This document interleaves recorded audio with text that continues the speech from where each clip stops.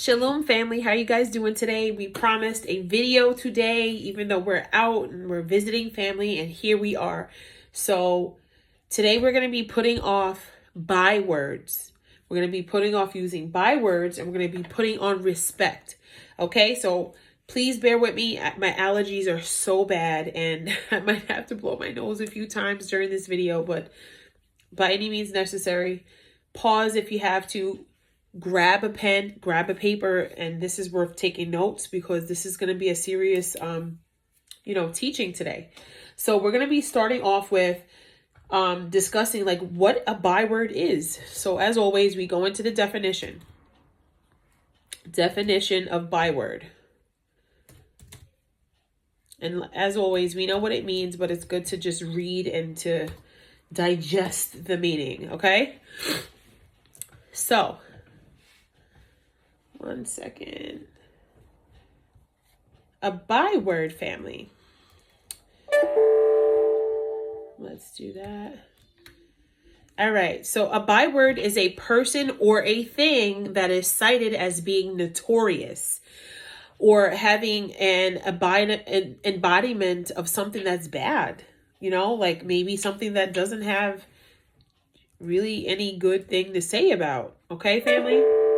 So we have to make sure that when we are referring to each other, we don't refer to each other by bywords, specifically the bywords that the other nations refer to us by. And you guys know those N words and maybe even saying idiot, you FOOL, are you the R word, right? That means, not mentally smart. There's a few other words that people say. People have even asked people if they are those things, and those things are all very offensive. They're not only offensive, but these are things that we are not supposed to be putting on.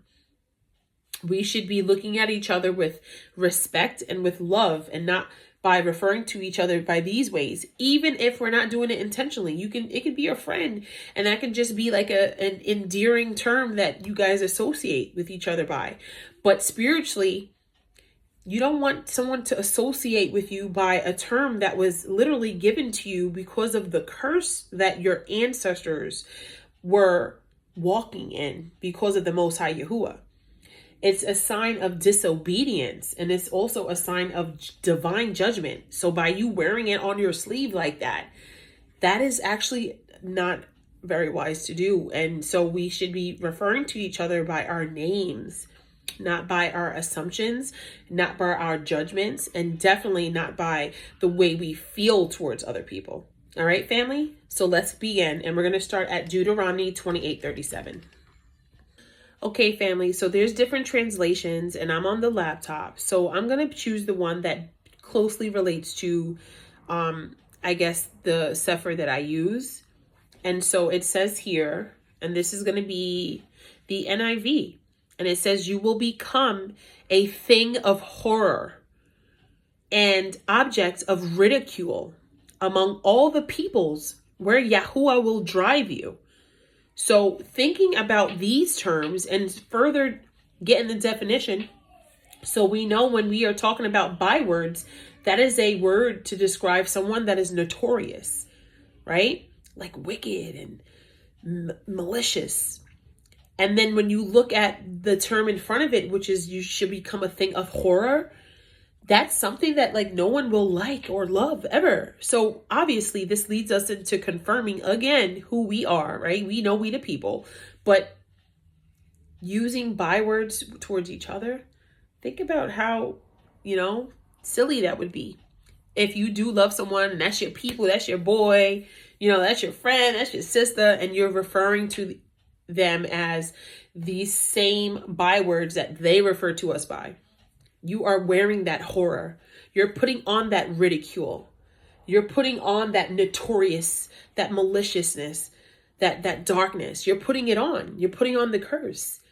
And so some of us, we literally are binded, right? Even though we want to be delivered and we want to be free, we are binding ourselves through words, and words are curses.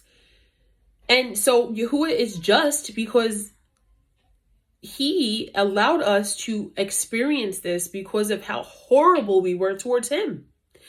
But we shouldn't be putting each other through the same curse that we don't have a hell to put it people in. So we have to just be mindful of watching our mouths, right? In other words, this byword is a shaking of the head, right? This lets all these other people look and they just shake that head. Oh, look, it's one of these people shaking of the head. So we shouldn't do that, family. All right. And so that was Deuteronomy 28:37. And now I would like to go into Psalms. Okay, family.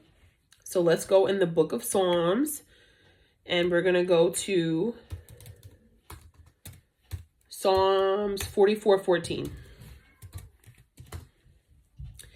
And it reads, "You have made us a byword among the nations.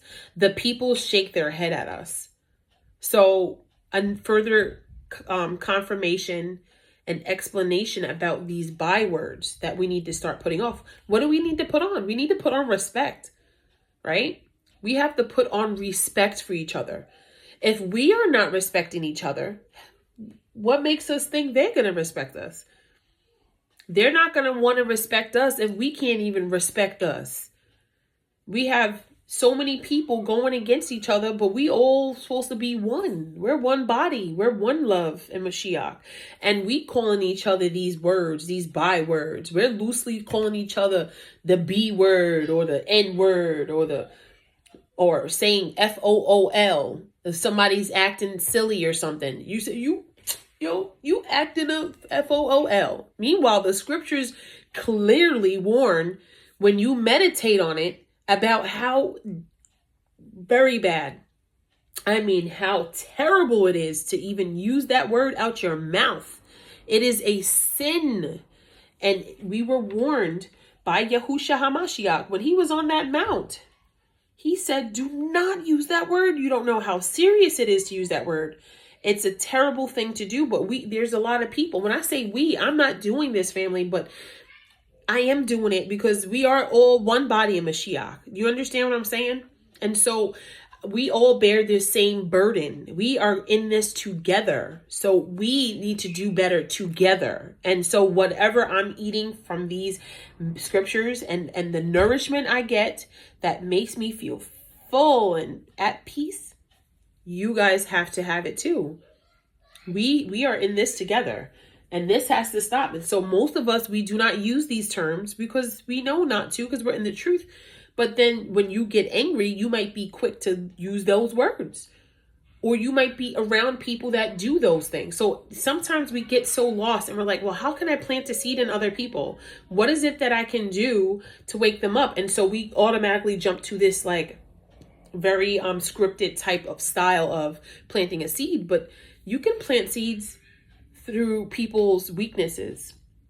So if you know there's somebody that use these terms, you can share scripture about the importance of not saying fool. Or maybe you can be the light and you change and use a synonym or something that isn't as intense. Because as he said, we can have anger, but we cannot sin. We cannot let the anger fester. So we need to put these terms off, and we need to be able to communicate using other words that are not cursing, words that are not bywords. You understand what I'm saying, family? Okay, family. So now I'm in Job 17:6, and it says, Yahuwah has made me a byword to everyone, a man in whose face people spit. Utmost disrespect, right? There is ridicule. There is taunt. There are all types of manner of evil that comes along with bywords, because it's not just about the word, but it's what the word means, family. And a lot of these words have underlying meanings that associate the person with what the word means. And so not all of us, in fact, none of us should be going by these words or using these words amongst each other, because the truth of the matter is that we are none of these things, and we shouldn't want to say them and own them and use them even in a friendly way or as a term of endearment, right? as crazy as it sounds, some people use these as like a way of showing love to their boys or and stuff like that. And there's something wrong. Something wrong, and it's a lack of understanding and wisdom. That's what's wrong. So this is why we need people to like bring these things back into remembrance, to know that we should be putting these things off. All right, family? Because sometimes when you think about what these words mean, like we know that Yahuwah, people's name literally means something. Your name has a meaning. So we know, like, when it comes to, who was it? It was Pharaoh, Nebuchadnezzar, we know Judas. All those people, their name usually told something about who they were and their role within the scriptures. And then when we look at Jabez, remember Jabez, the prayer of Jabez? His name means pain. So like that went along with who he was and like what happened with his story in the scriptures. So we know that names convey a message. And so some of these bywords, all of them, especially the ones applied to us, they are very offensive and they're insulting. And it's disgusting when people still use them even till this day. But we have learned to even become humble to the ground. Not humble, but we put ourselves on the same level as our enemy, and so we even use bywords for them too. So we didn't become better by doing that either. And so we have to still be respectful, but we don't let nobody disrespect us at the same time, if you know what that means. We don't stoop down to nobody's level. All right. So we still going to be the light, and we're going to do what we're called to do, but we should know that we expect them to do this to us because it's written that they would, because Yahuwah allowed them to. So we can't be getting mad that his prophecies are getting fulfilled or that his word came to pass because of what people are doing. Don't get mad. Let them call you whatever they want, because we know the chosen people, and we know that he got us. But when we act like them and we're talking to each other like that, then that's where things get a little weird. And so that's the part we need to be putting off. Okay, family? So understanding that there are things that come along with these bywords, know that not every person is what those bywords are.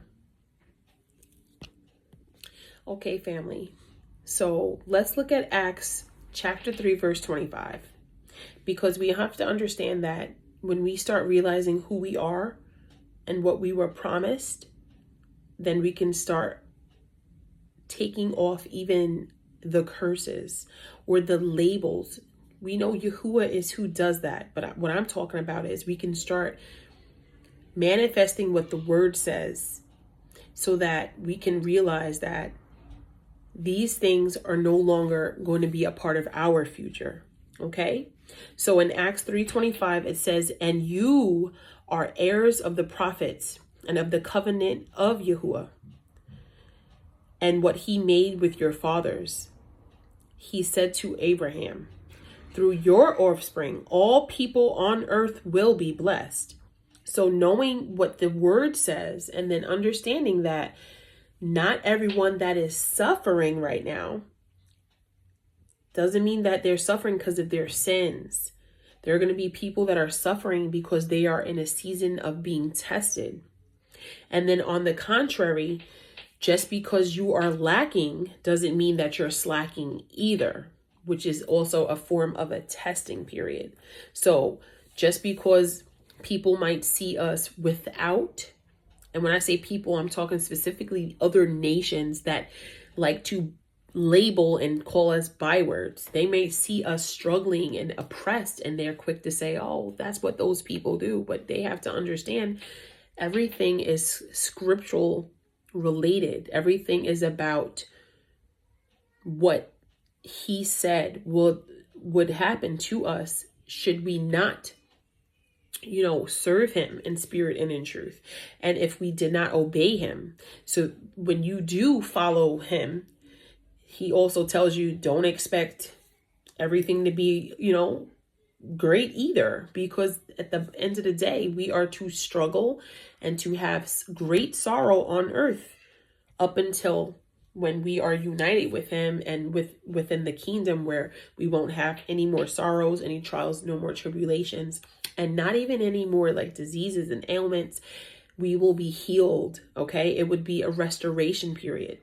So right now, even though it is not our restoration period, it doesn't mean that we have to bear, all these evil things. We don't have to keep saying, oh, my bloodline was cursed, so that's why it is that. We don't have to do that, because we are thinking with a new mind to expect the good things that are coming. And so we need to start taking off these N words, and we need to start taking off these FOOL words and these idiot words and retarded and all these other words that we might say or that people might associate towards our people.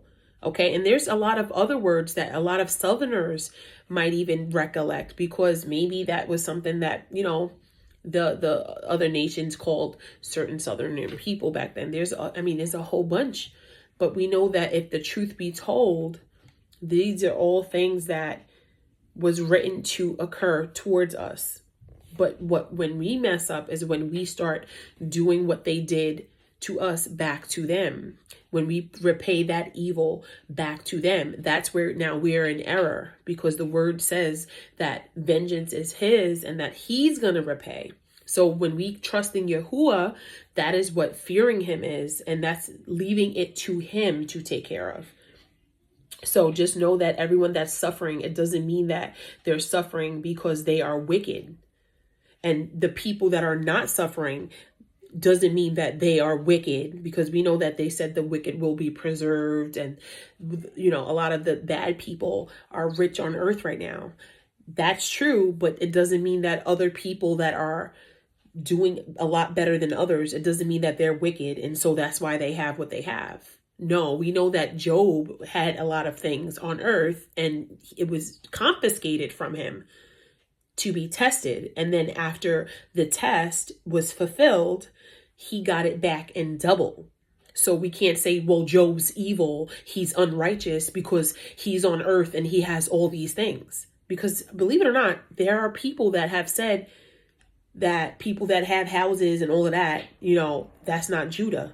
And so I've heard that out of people's mouths, and whether they recollect what they have said or not, that would have to be on them. But I'm here to just put the truth out there. It's not true, and you shouldn't lean on your own understanding when it comes to what you see, because Yahuwah works in mysterious ways. And just because someone has something one day doesn't mean they're going to have it the next season. So we have to just understand that all these people in the scriptures and what they have went through, we need to start applying it to our own lives. This way that we're being diligent and we're being proactive in how we're moving out there. So that's why I wanted to talk about Acts 3:25, because people need to know that you can have blessings on earth. And it does not mean that you're wicked or that you sold your soul or that you're not of Yahuwah. That is not true. He blesses his people and he covers and he provides for his people. And however your provisions look, it might differ from someone else. But we know that we are all truly blessed at the end of the day when we keep waking up each and every day, right? He's preserving our lives. And we know even when we have children, we are blessed, right? By the fruit of our womb. And so blessings come in many ways. It says a man's, quiver is blessed because of all the babies that he can produce and stuff. So we are blessed in many ways. So we don't have to walk around saying that, oh, we're oppressed, we're this, we're that. No, Yasharel has so many beautiful things coming, and the best is yet to come. So whatever you have now, just be content, trust in Yahuwah. He says, ask anything in his name and you shall receive it. And just keep planting seeds and being the light to all people on this earth. Let's go into Proverbs, family. Proverbs, and this is going to be chapter 11, verse 25. And this says, a generous person will prosper. Whosoever refreshes others will be refreshed. So we have to understand that when you are doing good to other people, he is going to make sure you are good also. He doesn't want people to think that when they give the shirt off their back, or when they provide for others, that now they have to be without. That is not what he means when he says bear each other's burdens. He doesn't want you given from the scarcity. He wants you to be given from the overflow. And so that's what we need to do. We need to make sure that we are doing what the word says, and so that we are blessed. But then we don't need to be putting on these bywords, because doing that is going to block some blessings. Because these words, specifically Nigger, if I'm not mistaken, was known as someone being illiterate. But most of us can read and write, right? We were able to learn a whole nother language and a whole nother culture that's not ours. So we're far from that. And we need to start putting these things off, because there's nothing wrong with being who we are, right? We're the chosen. So joke's on them, right, family? And so now let's look at Philippians 4:19.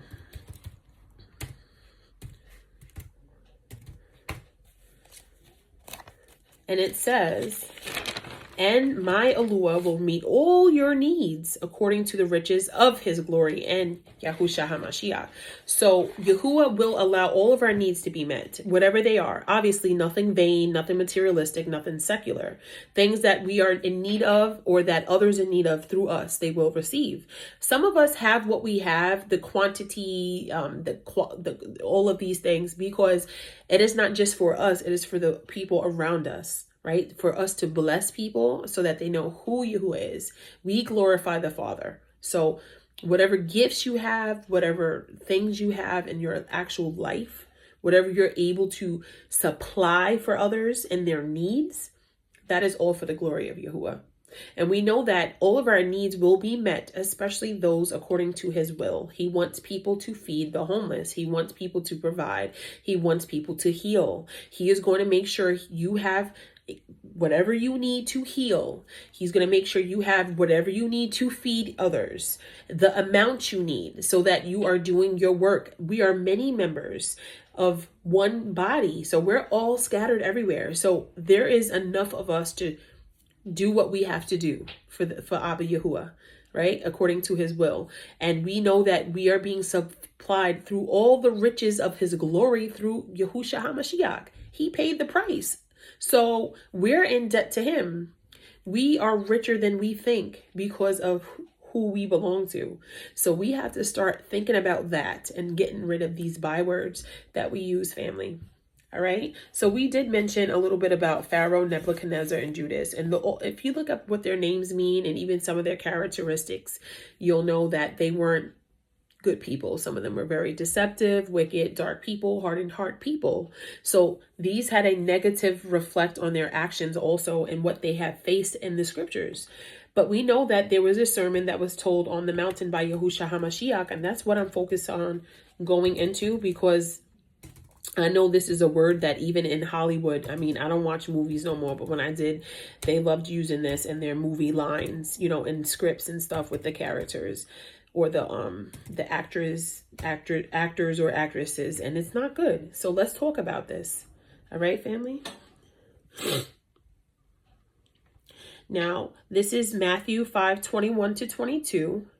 And so let's begin. It says, you have heard that it is said to the people long ago, you should not murder, and anyone who murders will be subject to judgment. But I tell you that anyone who is angry with his brother or sister will be subject to judgment. Again, anyone who says to a brother or sister, Raka, is unreasonable to the court, and anyone who says, you fool, will be in danger of the fire of hell. So just saying the word you fool, which is a byword, because it's associated with someone that might possibly be not the smartest, but can also be someone that does things that are not normal, right? So they like to call us that too, along with all the other words. And so what we do, not being smart, is doing what they do. So through arguments, through debate, even through just joking around, laughing at a joke, you might say, you a fool, or something like that. Or you might be like, you know, whatever it is, however manner you're using it. But it says that you will be in danger of hellfire. So I feel like if we can start putting that in our forefront, in the front of our mind, we would definitely start, repenting from some of these things. It's hard to repent from something when you are not bringing it into remembrance. See, what the flesh likes to do is, after it has fulfilled a lust of its flesh, it likes to put it back, right? It likes to suppress it, and it's subconscious, and it stores it there because it's fulfilled, right? It feels better, right? You fulfilled the lust of your flesh. And so to repent is to immediately stop doing something and go the other way. It is to put off whatever sin or wrongdoing you have done, and is to never do it again, which is renouncing, but is to go the other way before you even sin. So just forgetting about whatever it is you want to do, which is what your flesh wants to do, and it's doing the right thing. So when we already have sinned, when we need to confess and ask for forgiveness and to renounce that sin, sometimes that's not being done in the way it should, because we already have subconsciously stored it back there. And so what happens is, through similar occurrences, we do the same sin again. And so next thing you know, you're just a sinner, right? You're just somebody that you're not repentant. So we have to make sure that when we are angry, whatever we are saying, we write it down. Now, people will tell you what you said to them when you were angry, but will you remember that you said that? Because it's almost like being another person. When you are in sin, it's like being like, oh, I said that? I don't remember saying that. Yeah, you definitely did say it. They're going to remember what you said because you hurt them. But will you remember what you said? So this is why you have to write things down, and you, especially if they said you said something, and then you need to pray and release these things, and you need to repent, and you need to pray and ask him to forgive you for what you have said. Because there has even, I'm not going to name peoples and stuff because this is not what this video is for, but I have been told things, even to people, from people in this truth. People have said very offensive terms to me. I think in a curious way, maybe they were being unintentional, but it was very offensive, especially because there's a lot of children and different people that deal with certain ailments and things. And so to be asked something like that is not only offensive, but it's far from the truth when it comes to me. But it depends on the intentions also. So we have to be mindful when you are saying this in a joking way, fool. It's still a sin, and we still should repent, because it says you will be in danger of fire from hell. But see, what the world has done was it had normalized you using these terms in a joking way, because that's what Hashatan does. He wants you to hurt yourself spiritually so that you always feel condemned, or, feel like you're struggling. Because that's why some of us feel how we feel anyway. It's because there are things that we have not turned from, that we need to turn from, but we have forgotten maybe to renounce these things. So this is why people like me are doing these videos, not to hurt anyone, not to say we're better, but to just, together we're learning together. Okay, family? So we have to stop, because we're putting ourselves in hell spiritually. Like, you know what I'm saying? It's like, that's what I'm saying. Like, Hashatan, he'll be the birdie in your ear to get you to do something. And sometimes it's not even him, it's your flesh. But what happens is you do it, and then you can't even blame it on him, because you did it. We are the ones that do it. It's not him. So now he points back and he accuses. You did that. You said that. He knows the scriptures. He's going to... Oh, but it says in Matthew 5:21, see, you're going to end up stumbling upon this, and you're going to feel conviction. You're going to feel condemned, like, oh, I can't believe I did that. And then you're going to be like, oh, that devil's a liar. No, he ain't do nothing. You did it, because instead of denying and crucifying your flesh, you moved on your emotions and your actions. You moved on your thoughts. You didn't align your thoughts and your action with Yahuwah's thoughts and actions. Because if we did, then we would be making sure we never do these things, especially once we come into truth. So this is why we have to go into these things. Matthew is great for this. All right. There's a lot of gems in Matthew, and we need to be going through these things. This is a very serious sin, family. Some people think a serious sin, murder, all of that is serious. But he topped it off with saying, you fool. That came after the judgment of murder. We know you could be forgiven for these things. To us, we're like, we are ready to lock him up, throw away the key. But see, Yahuwah knows what's in people's hearts. He knows who was too weak to fight the flesh. He knows if it was the demonic oppression. He knows if somebody literally has mental illness or some type of insanity related issues. And so we're quick to just put somebody in a place that we don't even have the place to do it. But we do it all the time. We are literally hurting each other all the time. And this is why we have to stop. So these names have a meaning. So definitely don't want to call people that. It doesn't matter how you feel in the moment. Don't call nobody no crazy names. And, think people are things, when you don't know anything about, especially when we're through a computer, right? We're all through this screen. We have no authority to do that at all. But we can be righteous judge, and that's by the fruits.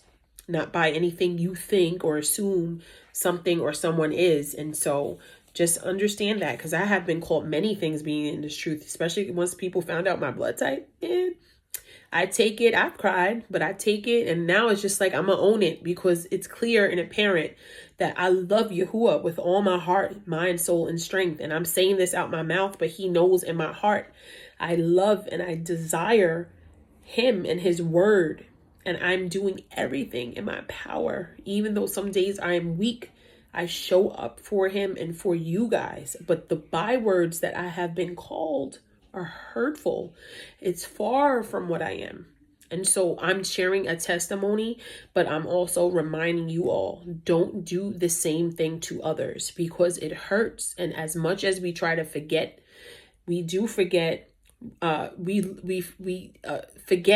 forgive, but we can't forget, because the way our minds are made, the way our brain was designed, it's literally impossible to forget. We have such a complex brain, but there are times where when I see other people get hurt, because we're humans, we think about, wow, when we were hurt. And so we have to just try to transform our minds. And even though these things hurt, through teaching about these things, it allows us to be relatable to each other. So if there is ever a time that someone called you something and it really hurt you, I'm so sorry. And I'm going to give you a virtual hug. I'm sorry that happened to you, but I pray that you can grow to forgive whoever has hurt you and for what they have said against you. And to pray that they, don't do it no more. Pray for them and their salvation, and pray that, Yahuwah forgives all of us for things like this, because it is something that puts us at risk of our salvation.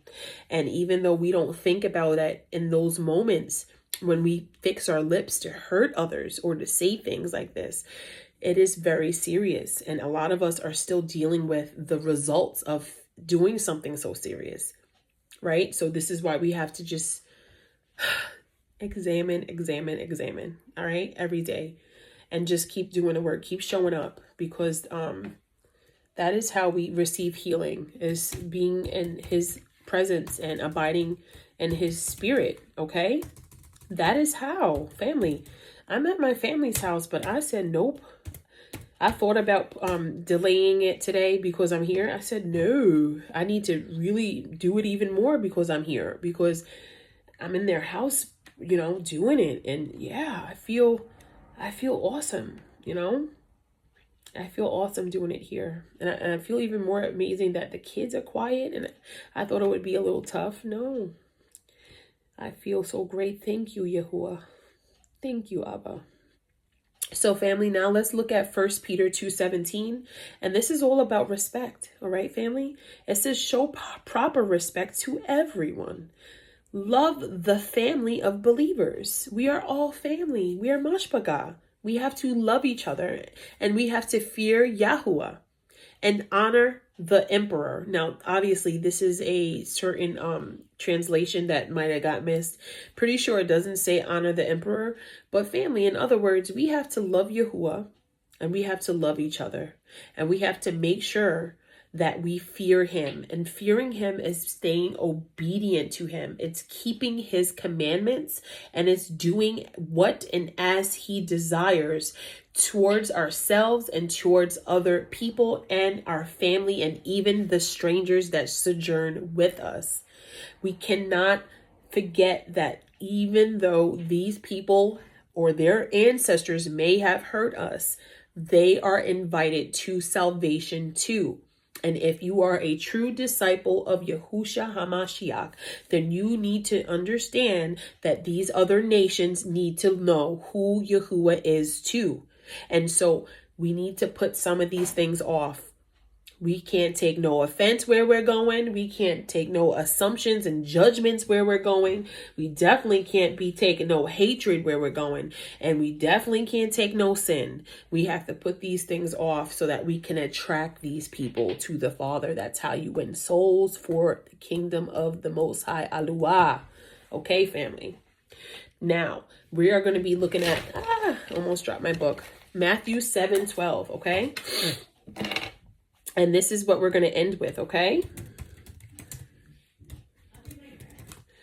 Now, Matthew 7:12. It says, "So in everything, do to others what you would have them do to you, for this sums up the law and the prophets." So that is the fulfillment of the Torah. Love. Doing unto others as you want them to do unto you. Loving everybody as you want them to love you. Treating everybody as you want them to treat you. Whatever you get irritated by or you don't like, 9 times out of 10, they won't either. So we have to be fair and mutual in how we are. And if we don't know how to be with others, then just be set apart. We're already set apart, but set yourself apart even further from that until you can heal. Okay, family? Because we have to stop hurting each other. We're one body. And so that fulfillment is what brings the peace, the shalom, and that shalom is what brings the obedience and the righteousness. And so once we reach that level of ascension on earth, that is how we elevate and we get closer to Yahuwah. So family, tomorrow is the Shabbat.